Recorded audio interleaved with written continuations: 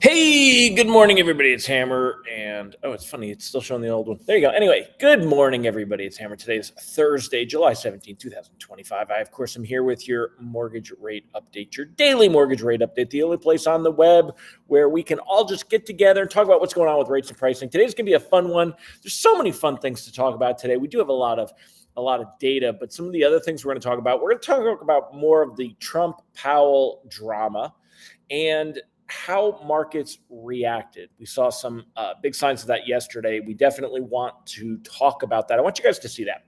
We're also going to talk about this morning's stable of data. We did get a lot of data this morning, what effect it had on markets, what effect it's going to have on rate sheets today.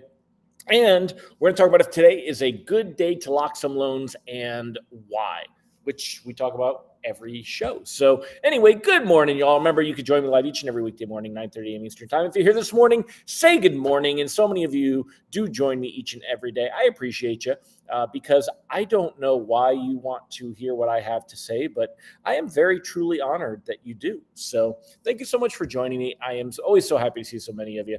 If you are watching on the replay, go ahead and give me a hashtag replay in the comments. Let me know that you were here as well. And thank you for watching the replay. Always appreciate that. If you're on Facebook, don't forget, smash that like button. Maybe tag an originator friend. If you are on YouTube, click that thumbs up. Make sure that you subscribe. I haven't checked the YouTube stats in a while. Definitely need to check them out, though. Also, make sure that you are interactive and that you comment. Appreciate so many of you that do. Ron Siegel, very active. So many of you others that are also active. I appreciate all of you and what you bring to the show. So thank you for that. If you want a reminder that I'm going live each day, I do send out a text message. So this morning's text message, a little bit cryptic.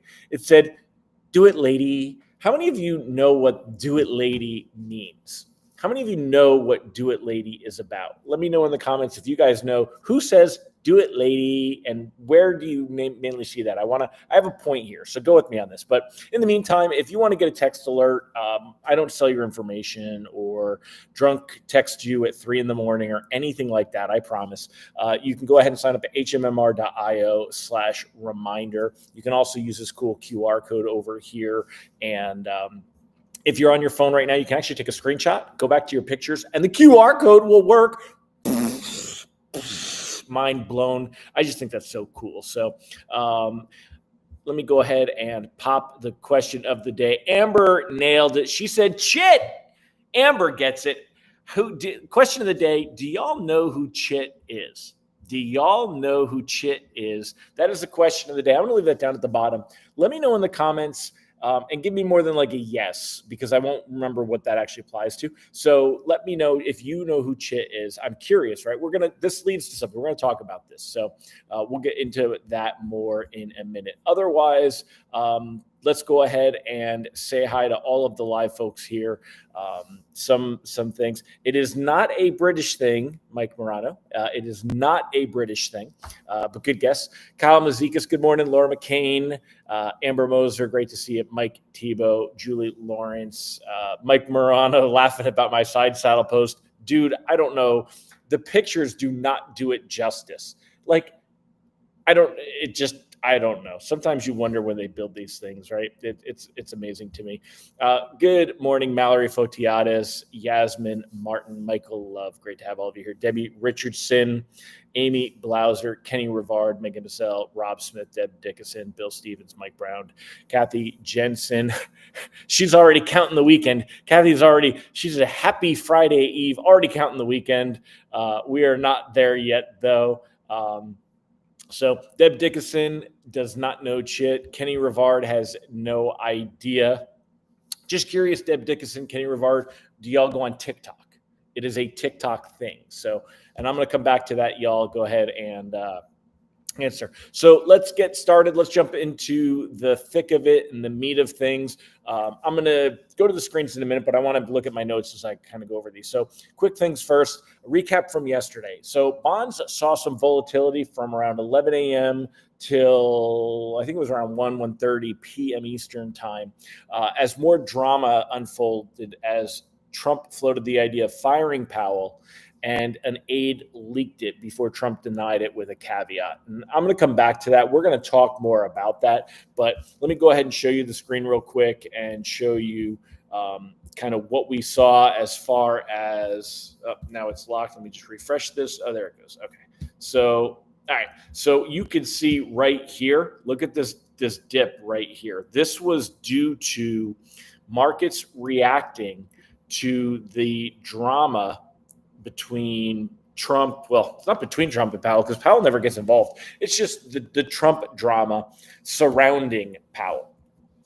And markets, they kind of took it seriously. So I'll come back. We'll talk more about that. But you can see that there. As far as how today goes, though, rate sheets today are going to be similar to yesterday as long as some gains hold. All right. So you can see this morning, we had some losses to start the day. So if you look here, we ended yesterday where the yellow line is. This morning, we were down here. When things are down, when we are looking at bonds, that's bad. That would normally have given us a frowny face here. That would have been bad. However, we have a nice recovery. Look at this. And it's like a big balloon. That is an ugly balloon, Hammer. Let's see if we can't. All right, well, that is just the best balloon I can give you. So we do have a nice little lift up here. Nope, don't want those. All right, there we go. All right, so we have a nice lift up here. And you can see pricing came out yesterday right about here. And it's hard to do this on a trackpad, so don't judge people. Look at that. Look at where we're at, right? So we are right here at about the same level as where we were at yesterday when pricing came out. So what that actually equates to is that when you look at rate sheets, yesterday we saw rate sheets that were right around 6.83, and today rate sheets will look right around 6.83. You'll see very similar pricing to what you saw yesterday. The nice thing is, after getting a little bit worse on the 15th, we're actually recovered just a hair. And if we look at mortgage bonds specifically, take a look at the Japanese candlesticks here. Remember, when we see this trend going down, this is bad for your pricing, right? We want to see what we saw here in June, green candlesticks. We saw those green candlesticks going up. That is good for pricing, right? That gives us a happy smiley face here, right? Tell me if y'all love my professional drawings here versus what we saw here. Now, we've seen things that we had a little blip, and then it came back down, and then now it's coming back up. Now, we could see, in theory, we could see it continue to drop down, and that would give us a little tiny frowny face, right? That would give us a frowny face there. However, the reality is, it looks for now, when we've got this little upturn, and it looks like we could have hit a bit of a floor of support for bonds. And when we look at the 10-year Treasury yield, 10-year Treasury yield this morning, I changed to, hold on, let me get rid of that. All right, 10-year Treasury yield this morning, 4.44. We rounded this up 4.43. It just ticked a hair. So 4.43. And when we take a look at this, again, we have seen this is the opposite of mortgage bonds. We want it to go down, and instead it has gone up. This gives us a frowny face here. We do not want to see that. But the good news is that it looks like we've kind of capped out for the moment, and we're hoping, and you'll see that kind of, we can draw this line right across over here. All right, so we're hoping to see that has kind of capped out, and that it's not going to go higher, and that would be good for rates and pricing. So keep that in mind, and that is why the idea here is that rate sheets will be similar. So reprice risk on the day is low, although it's tough to ever feel comfortable that we're not going to see reprices in this market because things are a little bit driftier. Now, this morning, let's go over the data that we had this morning and the headline. But before I get there, we'll talk about the fact that rates could be finding a floor for the moment. So I've been in a bit of a locking stance. We can kind of cautiously float now. There's a little less concern that we'll drift lower, at least for the moment. Again, this is a fluid situation. Forecasting rates, even within a week's period, very different depending on headlines and how markets are reacting to things. So this is our new normal. Makes it difficult, but in the scheme of things, rates have been pretty stable and will remain pretty stable. Keep that in mind. So let's go over and kind of go over some of this stuff. I'm going to throw the lock advice up on the bottom of the screen. Lock advice for now is cautiously float. Let's see if bonds are truly finding a floor. And this is, again, this could change heading into Friday. We could, heading into next week, I could go back to a locking stance tomorrow. But right now, the outlook is that bonds could be finding a floor. So we want to go ahead and cautiously float and see what happens. So now I want to take a look and I want to show you what's in the headlines, right? Let's go into that and I'll share my screen again and we'll go over that. So taking a look on what's in the headlines. There's a few things we want to go over. So first things first, we'll hit this morning's data. All right. So one thing was retail sales. All right. So retail sales snapped back after trade wars die down. The economy still expanding at a decent pace. This is the Fed's argument. Everything right now about all these things being said about Powell and too late and lowering rates. I know that, I don't know, Siegel, if you hopped on yet. I know Siegel and I don't see eye to eye on this, but I don't think that the Fed is as wrong as everyone else says that they are. I really don't. I think that they're doing fine on all of this stuff. Retail sales beat expectations in June. And this was an interesting article and kind of talked about why we've seen that. All right. Part of the rise in retail sales last month could be due to tariff-driven price increases. And it's funny because I saw on Facebook, pop myself on the screen here. I saw on Facebook yesterday that so many people, I've seen some different posts, so many people arguing about whether tariffs cause inflation or cause the price of goods to go up. I don't know why people will argue against this. Is it widespread and huge problematic inflation? Not necessarily. But does it cause prices to go up? Yes. I need to get this out of my system, even though some of you may argue.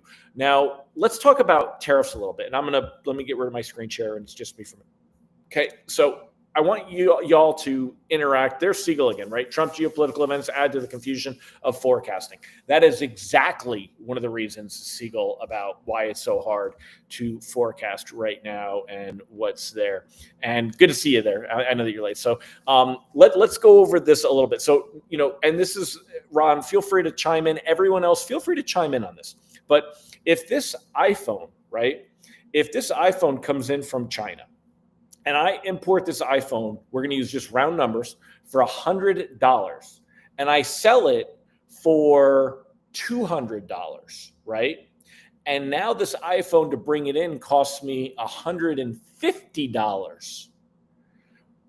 Do I have enough profit margin to sell it at $200 and still make a profit?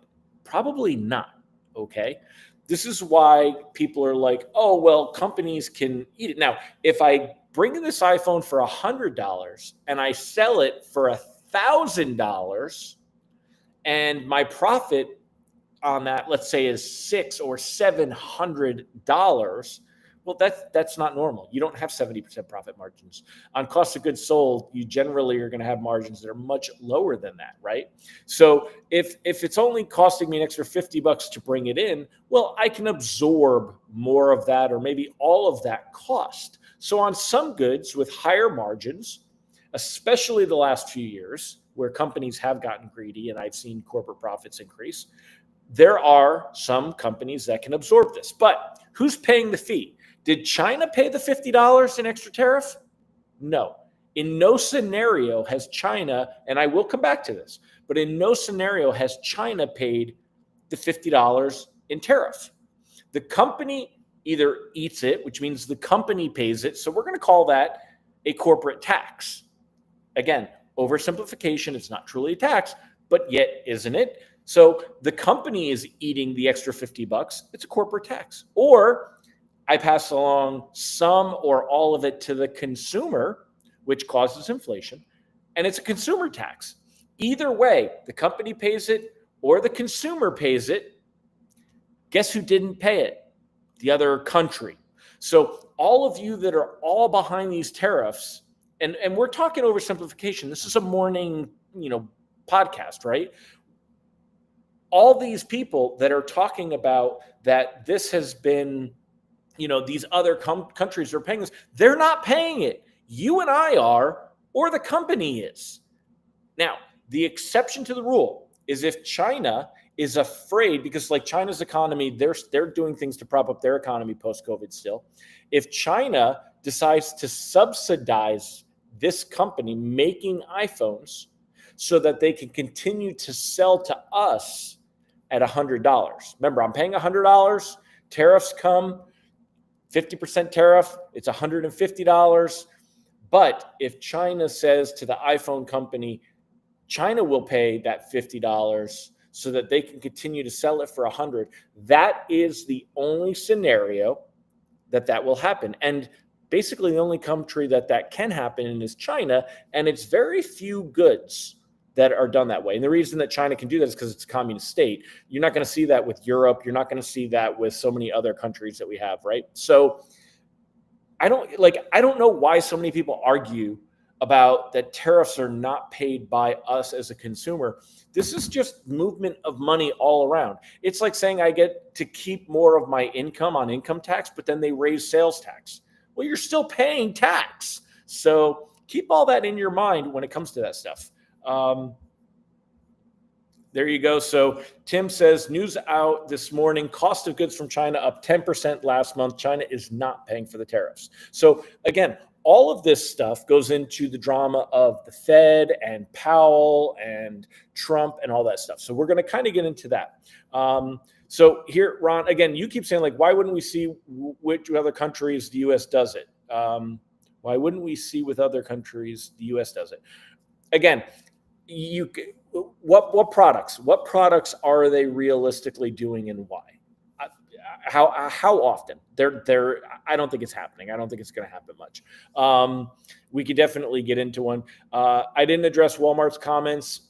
Ron said, let me know which comments we're talking about, Ron, because I missed them. Again, I'm here in Texas. I'm doing my best to stay on top of headlines, but I missed whatever Walmart comments there are there that are there. So Tim Cloud said, if Powell shoots his wad right now and lowers rates, he won't have any ammunition when he really needs to act in the full effect of tariff kickoff. I support Powell. Tim and I are of the same mind. And absolutely. So let me go back to sharing the screen and show you all some of this stuff. You're right. The U.S. subsidizes agriculture. We do. You're absolutely right. But are other countries going to subsidize the tariffs? No, I don't think so. I don't buy it. You have to give me some actual proof on that for me to start drinking that Kool-Aid. So let me go back here and kind of show you some things. So yesterday, let me get rid of this. Okay, so retail sales, let me finish off. Retail sales came in, stronger than expected. The economy is doing fine. The other thing that came out this morning, if we look at the unemployment claims, jobless claims, right? People going on unemployment. Again, the markets are watching this. It's a weekly report. They're watching for a trend, and we're just not seeing it. The number of Americans filing new applications for jobless benefits fell last week, pointing to a steady job growth in July, though some laid-off workers are experiencing long spells of unemployment because of a moderation in hiring.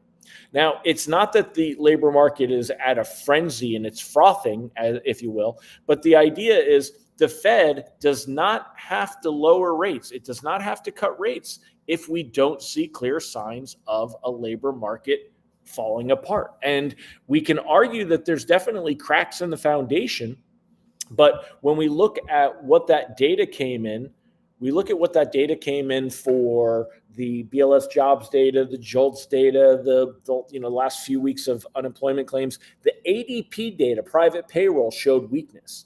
And we could argue maybe that's the only one that's not made up. But it is the only one that showed weakness. So now I want to show you, we're going to talk more about, remember, the Fed's mandate. The Fed's mandate is not to help the U.S. get lower borrowing costs. The Fed's mandate is to maximize employment and maintain price stability. Well, it's hard to maintain any stability when headlines are constantly that the president is imposing tariffs. Now, I want to be clear. There's some of you that feel that I'm a Trump supporter when I say certain things, and some of you feel I'm a Trump hater when I say other things.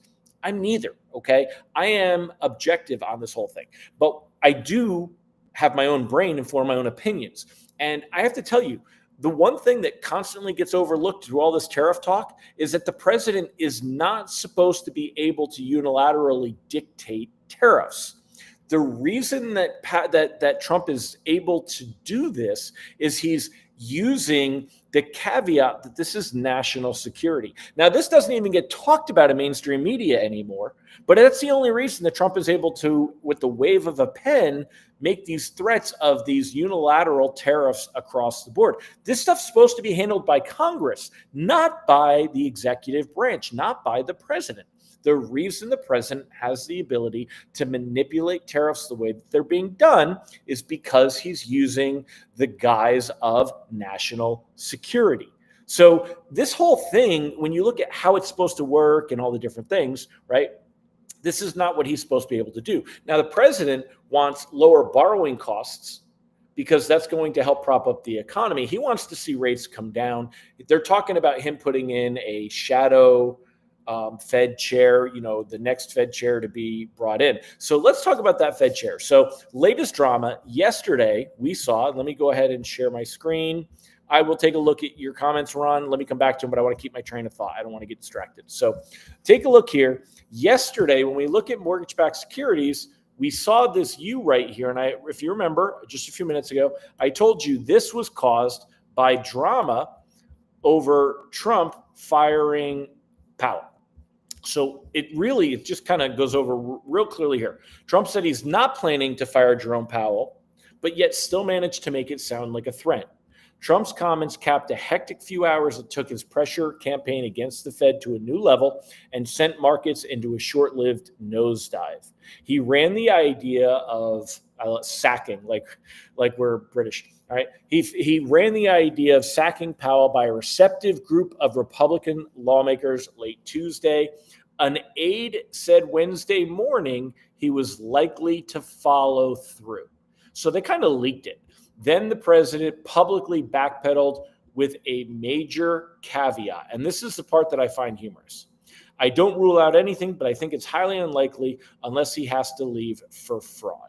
Right. So it's like if he'd stopped here, but then he says, unless he has to leave for fraud. Now, the argument about fraud is that the scrutiny of the Fed's renovation of its buildings in Washington, it's way over budget, $2.5 billion when it originally came out with a budget of $1.7 billion. Now, as an American, why do we have to spend this much money renovating? They're spending $2 billion building a stadium for the Washington Commanders football team, okay? Why are we spending $2 billion renovating buildings, federal buildings? Crazy. Talk about financial mismanagement. Now, $2.5 billion. The argument was it was $1.7 billion, but that was when it was approved. When? Before COVID, before everything doubled in price. So the overruns and the increases, any of us that have bought even small things from Home Depot or Lowe's can tell you that the prices have doubled. So labor has gotten more expensive. Cost of all the material has gotten more expensive, right? So that makes sense. Plus the normal overruns, because it's run by the government. It still goes through the proper channels for all this.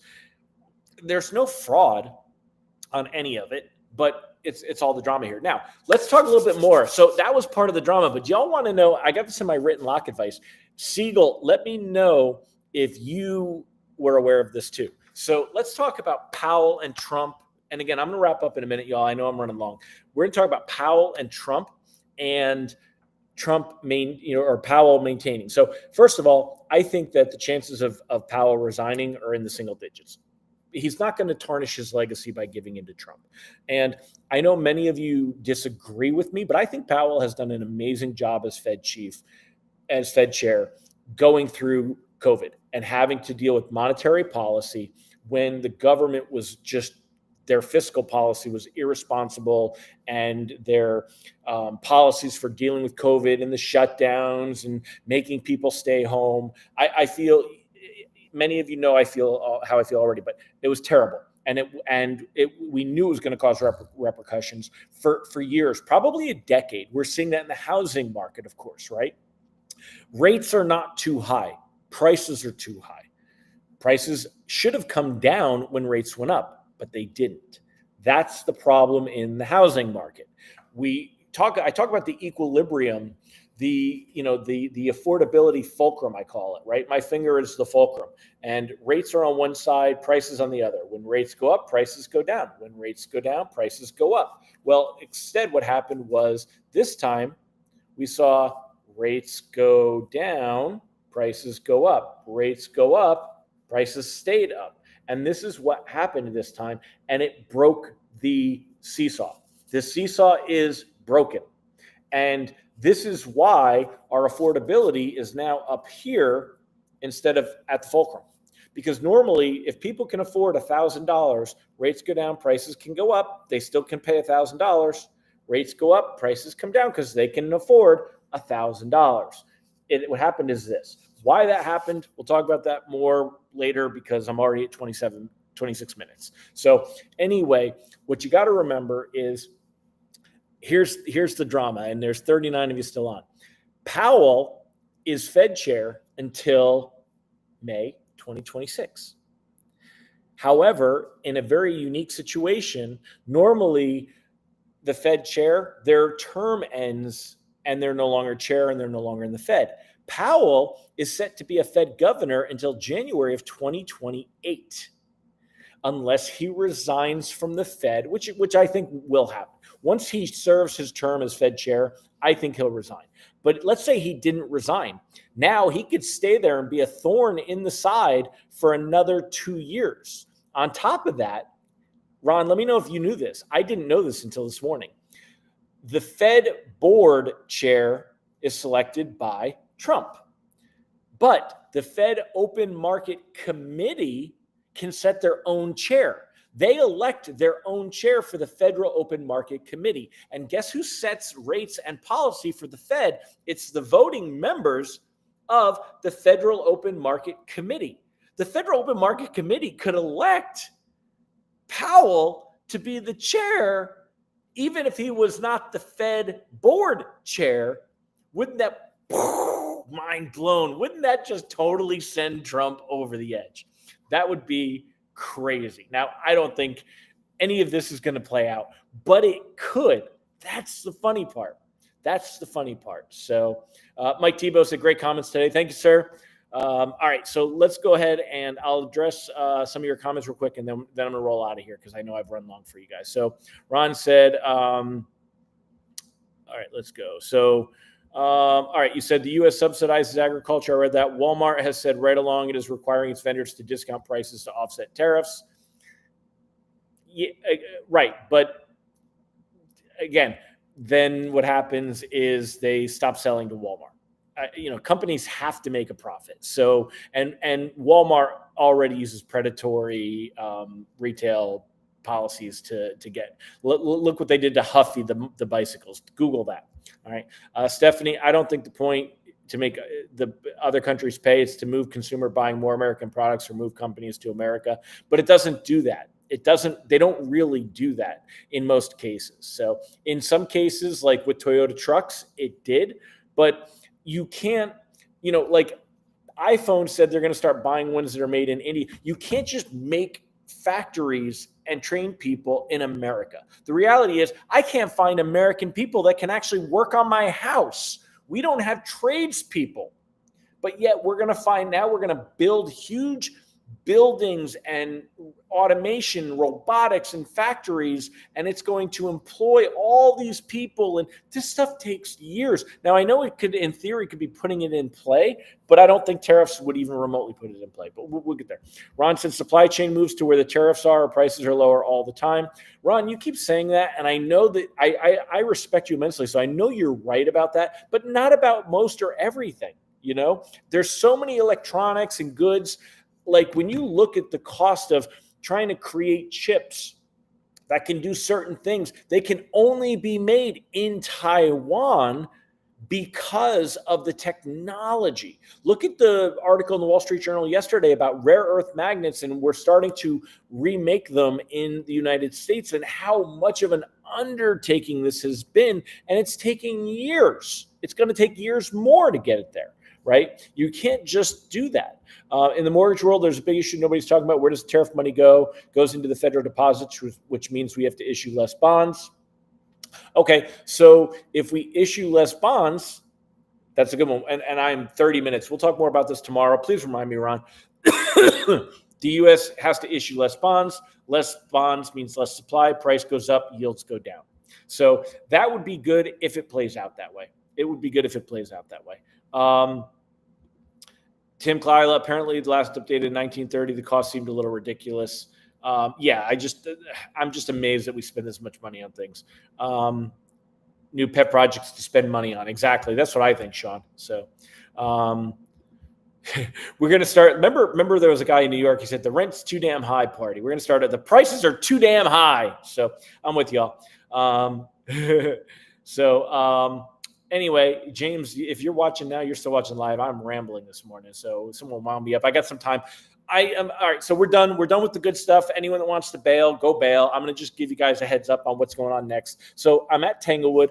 Listen, if y'all are looking for something fun to do next year at summer camp here, come to Texas. Most people don't know what this is or why they do it. I'll go into a little more detail tomorrow on it and make it fun. But today I'm going to go out. I have an afternoon shift, so I have a little extra time this morning. That's why I'm spending so much time with y'all this morning. And I'm going to go out and do the afternoon shift and the go out shooting and just having some fun. But there's a lot of friends here, a lot of people, a lot of Originator Success members and Grab and Go Social members and things like that. So anyway, I was going to tell you all more about our products today. Thank you, Christy. I appreciate you. I'm trying to put more energy and effort into it to make it good for you all. So also, I think I'm going to start referring to this as a podcast. I think that this has really gone the route of a podcast. I think I need to start kind of working it that way and improving it. So I'm gonna tweak my format and start improving it. So, oh, Mike, that's terrible, dude. Well, Mike's comment. We had a chip company that was building a new building in Michigan, and they just canceled. See, I mean, there's so much complication on this stuff. It's such a complicated topic. So, all right, my friends, I am going to wrap it up. I hope you all have a fantastic day. Thanks for sticking around. Appreciate all of you. I'm glad you found value in the show today, in the podcast. So take care, everybody. Bye-bye.